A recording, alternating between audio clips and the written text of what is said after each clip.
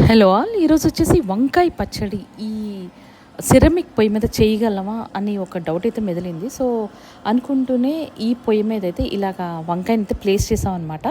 ఆ తర్వాత డైరెక్ట్గా కాకుండా ఇలాగ పెట్టిన తర్వాత కొంచెం ఆయిల్ అయితే మేము బ్రష్ తోటి ఈక్వల్గా రాసామన్నమాట. ఆల్మోస్ట్ ఇది బాగా కుక్ అయిపోయిందండి. లోపల కూడా చాలా బాగా కుక్ అయిన తర్వాత డ్రాప్ వైజ్ అనమాట పొయ్యి మీద ఇలా పడుతూ ఉంటుంది. అది సేఫో కాదు మాకు తెలియదు. అందుకని ఏంటంటే చాలాసేపు ఆఫ్ చేసి మళ్ళీ ఆన్ చేసి పూర్తిగా కుక్ అయినంత వరకు కూడా మేము అలాగా కొంచెం భయపడుతూనే చేసాం అనమాట. ఫస్ట్ టైం కాబట్టి ఫైర్ వస్తుందేమో అని భయం వేసింది, కానీ రాలేదు. ఆ తర్వాత దిస్ ఈజ్ నా ఎక్స్పీరియన్స్ మాత్రమే.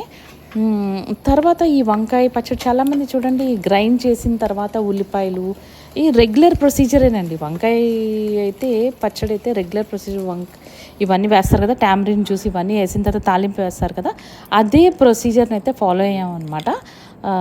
సో